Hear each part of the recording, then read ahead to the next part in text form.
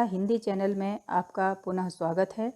मैं अर्चना सिंह पायक कक्षा नवम ब पाठ्यक्रम के अंतर्गत संकलित पाठ रहीम के दोहे के प्रश्न अभ्यास लेकर उपस्थित हूँ।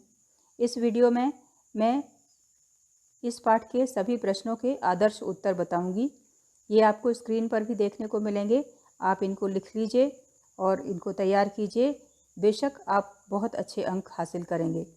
तो पहला प्रश्न है, प्रेम का धागा टूटने पर पहले की भांति क्यों नहीं हो पाता। रहीम कहते हैं कि प्रेम रूपी धागा तोड़ने के बाद पुनः जोड़ने का प्रयास करने पर गांठ पड़ जाती है और वह पहले की भांति नहीं जुड़ पाता। आशय यह है कि एक बार प्रेम संबंध में दरार आने पर हमेशा के लिए मनमुटाव बना रहता है, वह कभी भी पहले की भांति नहीं हो पाता। तो संबंधों की मधुरता समाप्त हो जाती है और फिर कभी वैसी आत्मीयता नहीं रह पाती। ये इस प्रश्न का उत्तर था। दूसरा प्रश्न है, हमें अपना दुख दूसरों पर क्यों नहीं प्रकट करना चाहिए। इसी में एक और प्रश्न भी है, अपने मन की व्यथा दूसरों से कहने पर उनका व्यवहार कैसा हो जाता है। इसके अंतर्गत दो प्रश्न है कि क्यों नहीं प्रकट करना चाहिए और दूसरा है कि व्यथा दूसरों के से कहने पर उनका व्यवहार कैसा हो जाता है, तो व्यवहार में क्या परिवर्तन आते हैं। ये दोनों बातें हमको बतानी है। इसका उत्तर, हमें अपना दुख दूसरों पर प्रकट नहीं करना चाहिए, उसको अपने मन में ही गोपनीय रखना चाहिए, क्योंकि यदि हम अपना दुख दूसरों पर प्रकट करेंगे तो कोई उसे बांट नहीं लेगा, कोई उसे कम नहीं कर सकेगा, बल्कि लोग उसके बारे में आपस में बात करके उसे मजाक का विषय बनाएंगे और हंसी उड़ाएंगे। तो इसलिए हमें किसी से अपने दुख को बांटना नहीं चाहिए, कहना नहीं चाहिए। ये दोहे से लिया गया है। रहमन निज मन की बिथा मन ही राखो गोय, सुनी अठिले हैं लोग सब बांट न ले है कोय। इस दोहे से ये प्रश्न लिया गया था। तो इसके उत्तर को हमने इसके उत्तर में इसके आशय को रखा है। अगला प्रश्न है, रहीम ने सागर की अपेक्षा पंक जल को धन्य क्यों कहा है। तो इसका उत्तर, पंक जल से आशय कीचड़ से भरे हुए पोखरी का पानी, पोखर का पानी या पोखरी का पानी, जो छोटे छोटे गड्ढे बरसात में भर जाते हैं। रहीम ने सागर की अपेक्षा पंक जल को धन्य माना है क्योंकि पोखरे के जल को छोटे छोटे जीव पीकर तृप्त हो जाते हैं, अपनी प्यास बुझा लेते हैं, किंतु सागर का जल किसी के काम नहीं आता। सागर के किनारे खड़ा हुआ प्यासा जीव प्यासा ही रह जाता है। इसलिए समुद्र का कोई महत्व नहीं, बल्कि पोखर धन्य है क्योंकि वह जीवों की प्यास बुझाने के काम आता है। तो इस प्रकार से ये इस प्रश्न का उत्तर था। अगला प्रश्न है, एक को साधने से सब कैसे सध जाते हैं। इसका उत्तर, कि एक को साधने से सब उसी प्रकार सध जाते हैं जैसे जड़ को सींचने से पूरा पौधा पुष्पित पल्लवित होने लगता है, फूलने फलने लगता है। कहने का आशय यह है कि हमें एकमात्र ईश्वर को साधना चाहिए, उसी से हमारे सारे काम पूरे हो जाएंगे। अब बच्चों, ये मैं आपको बता दूं कि इस दोहे को कई प्रकार से प्रयोग किया जाता है। कभी लक्ष्य के लिए भी प्रयोग किया जाता है, तो यहाँ पर आप वो एक लक्ष्य भी हो सकता है आपने जो अपने जीवन के लिए निर्धारित किया है, वह एक कोई रिश्ता भी हो सकता है जिसको संभालने की हमको सबसे ज़्यादा ज़रूरत होती है। तो यह एक कोई भी हो सकता है। यहाँ एक जो है, इसके कई लक्ष्यार्थ हैं। आमतौर पर कवियों ने इसको ईश्वर के लिए माना है, इसलिए मैंने इस प्रश्न के उत्तर में ईश्वर की साधना करने के लिए उत्तर में ऐसा कहा गया है, वरना ये भिन्न भिन्न संदर्भों में भिन्न भिन्न हो सकता है। अगला प्रश्न है, जल के बिना कमल की रक्षा सूर्य भी क्यों नहीं कर पाता। तो कमल आमतौर पर हम देखते हैं कि तालाबों में पाए जाते हैं, तालाबों में खिलते हैं और वो पूरे नीचे से पानी में डूबे रहते हैं, फूल केवल उनका ऊपर रहता है। जब सूर्योदय होता है तो कमल खिलते हैं। तो उसी संदर्भ को इसमें लिया गया है कि यूं तो सूर्य कमल को खिलाता है, लेकिन यदि जल नहीं हो तो वही सूर्य उसको जला भी देता है। तो जब कमल की जड़ें और तना जल में डूबा नहीं होता, तो वही सूर्य जो उसे प्रतिदिन विकसित करता है अर्थात खिलाता है, उस कमल को सुखा देता है, जला देता है। कहने का आशय यह है कि जिस प्रकार जल के बिना कमल का कोई सहायक नहीं होता, उसी प्रकार मनुष्य के पास संपत्ति न होने पर विपत्ति में उसका कोई सहायक नहीं होता। अगला प्रश्न है, अवध नरेश को चित्रकूट क्यों जाना पड़ा? अवध नरेश श्री राम जी को कहा गया है, वे चित्रकूट गए थे जब उनको वनवास मिला था, माता पिता की ओर से वनवास का आदेश हुआ था, तो वो चित्रकूट में जाकर के रहे थे। तो यहाँ उसी संदर्भ को, उसी पौराणिक संदर्भ को लेकर के एक नीति को स्थापित किया गया है। कवि कहता है कि अवध नरेश को वनवास रूपी विपत्ति आने पर चित्रकूट जाना पड़ा। कवि का आशय यह है कि जब तक किसी के ऊपर विपत्ति नहीं आती, वह ईश्वर की शरण में नहीं जाता। आमतौर पर चित्रकूट एक प्रतीक है तीर्थ स्थान का, और तीर्थ स्थान होते हैं, ऐसा मानते हैं कि वहाँ भगवान की प्राप्ति होती है, ईश्वर की प्राप्ति होती है। तीर्थ स्थानों में ईश्वर की कृपा प्राप्त होती है। तो चित्रकूट एक तीर्थ स्थान है और यहाँ वो ईश्वर की शरण का प्रतीक है। तो भगवान राम को भी वनवास मिलने पर चित्रकूट जाना पड़ा था, अर्थात कि विपत्ति आने पर उनको भी ईश्वर की शरण में जाना पड़ा था, भगवान की शरण में जाना पड़ा था। तो ये बात हम सभी मनुष्यों के साथ भी लागू है। अगला प्रश्न है, नट किस कला में सिद्ध होने के कारण ऊपर चढ़ जाता है? इस पाठ के अंतर्गत ज्यों रहीम नट कुंडली सिमट कूद चढ़ जाए, इस प्रकार से जो पंक्ति आई हुई है, तो इस दोहे के अंदर कुंडली कला उसको कहा गया है। हालांकि ये कला अलग अलग नामों से जानी जाती है। जो नट की कला होती है, जिसमें वो कभी ऊपर चढ़ जाता है, कभी छोटी सी जगह में से निकाल लेता है अपने आप को, तो इस प्रकार के जो कलाबाजियाँ वो दिखाता है, उस कलाबाजी को बाजीगरी भी कहते हैं, नट कला भी कहते हैं, नाट्य कला भी कहते हैं, और इसमें उसको कुंडली कला कहा जाता है। इसलिए मैंने इस उत्तर में तीनों शब्द दिए हैं। आप भी तीनों लिखेंगे तो ज़्यादा सुरक्षित अंक रहेंगे आपके। तो उत्तर नट, नाट्य कला, बाजीगरी अथवा कुंडली कला में निपुण होने के कारण ऊपर चढ़ जाता है। अगला प्रश्न है, मोती, मानुष और चून के संदर्भ में पानी के महत्व को स्पष्ट कीजिए। उत्तर इसका, कवि ने मोती, मानुष और चून के संदर्भ में पानी का महत्व सिद्ध किया है।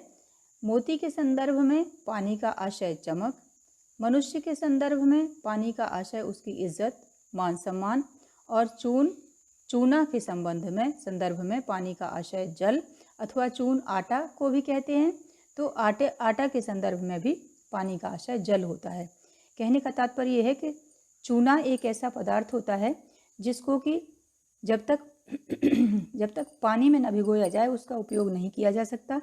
उसी प्रकार से आटे को भी जब पानी के साथ मिलाते हैं तभी उसकी रोटियां बनाई जा सकती हैं। तो यदि इन वस्तुओं में पानी ना हो या पानी की कमी हो तो इनका कोई उपयोग नहीं है, इनका कोई महत्व नहीं रह जाता। इसलिए कवि ने कहा है कि मोती, मानुष और चून के संदर्भ में पानी अत्यंत महत्वपूर्ण है। अगला प्रश्न है, निम्नलिखित का भाव स्पष्ट कीजिए। ये भाव के लिए आप मेरा इससे पहले वाला वीडियो देख सकते हैं। उसमें मैंने सारी पंक्तियों के, सारे दोहों के भाव विश्लेषण किए हुए हैं, आशय स्पष्ट किए हुए हैं। फिर भी मैंने थोड़ा सा संक्षेप में यहाँ भी उत्तरों में ये दिया है, इसका उत्तर में भाव स्पष्ट किए हैं। तो निम्नलिखित का भाव स्पष्ट कीजिए। क, टूटे से फिर ना मिले, मिले गांठ पड़ जाए। रहीम कहते हैं कि प्रेम रूपी धागे को कभी तोड़ना नहीं चाहिए, क्योंकि टूटने पर वह पहले की भांति पुनः नहीं जुड़ सकता। यदि जुड़ेगा भी तो उसमें गांठ पड़ जाएगी। आशय यह है कि हमें प्रेम संबंधों का निर्वहन बड़ी सावधानी से करना चाहिए। प्रेम संबंधों के एक बार टूटने पर उनमें पहले जैसी मधुरता और आत्मीयता नहीं रह जाती, नहीं हो पाती। अगला प्रश्न है, ख, सुनि अठिलय हैं लोग सब, बाँटे न लय है कोय। ये भी आप सभी भावों के लिए मेरा प्रीवियस वीडियो देख सकते हैं, बहुत डिटेल से उसमें मैंने सब कुछ समझाया है। अभी यहाँ पर संक्षेप में भाव लेंगे। रहीम जी कहते हैं कि हमें अपने मन की पीड़ा को दूसरों को नहीं सुनाना चाहिए, क्योंकि कोई उस पीड़ा को बांट नहीं सकता, बल्कि उसे उपहास का विषय बनाया जाएगा। लोग आपस में एक दूसरे से उस पीड़ा की चर्चा करते हुए हंसी उड़ाएंगे, मजाक उड़ाएंगे, और कोई उसे कम नहीं कर पाएगा, बल्कि इस प्रकार के व्यवहार से वह पीड़ा और बढ़ जाएगी। इसलिए हमें किसी को अपनी मन की पीड़ा को नहीं कहना चाहिए। अगला प्रश्न है, अगला आशय है, रहीमन मूल ही सींचिबो फूले फले अघाए। कबीर कहते हैं कि रहीमदास जी कहते हैं कि हमें अपना एक लक्ष्य निश्चित करना चाहिए और उसकी ओर हमेशा प्रयत्नशील रहना चाहिए। जिस प्रकार से हम किसी पौधे की जड़ को सींचते हैं तो वह पौधा फलता फूलता है, उसी प्रकार यदि हम एकमात्र ईश्वर को साध लेंगे तो हमारे सारे काम बन जाएंगे। यहाँ वह एक कोई विशेष लक्ष्य हो सकता है, ईश्वर हो सकता है, कोई विशेष व्यक्ति हो सकता है, या कला हो सकती है, या शिक्षा हो सकती है। तो पहले भी मैंने आपको इसके पूर्व के प्रश्न में इस बात की ओर संकेत किया कि यहाँ एक कह करके रहीम चुप हो गए, तो वो एक हमको अपनी परिस्थितियों में, अपने संदर्भों में देखना है। ये नीति के दोहे हैं, तो ये नीतियाँ हर व्यक्ति के लिए सार्वभौम होती हैं, इसलिए ये एक हर जगह संदर्भ प्रासंगिक है। तो इसलिए यहाँ हम इस एक को किसी एक लक्ष्य के लिए नहीं, बल्कि हर व्यक्ति विशेष का अपना कोई लक्ष्य होगा, अपनी कोई प्राथमिकता होगी, उसको लेकर के मानेंगे। अगला प्रश्न है, अगला भाव स्पष्ट करने के लिए चौथे नंबर का है, दीरघ दोहा अर्थ के आखर थोरे आही। यहाँ दोहे के महत्व को प्रतिपादित किया है कवि ने। रहीमदास जी कहते हैं कि दोहा छंद बड़ा ही अनोखा छंद है। इसमें अक्षर तो थोड़े से ही होते हैं, दीर्घ दोहा अर्थ के, और अर्थ के आधार पर दोहा बड़ा व्यापक होता है। तो इसमें अक्षर तो थोड़े से ही होते हैं, लेकिन यह अर्थ की दृष्टि से अत्यंत व्यापक और गंभीर होता है।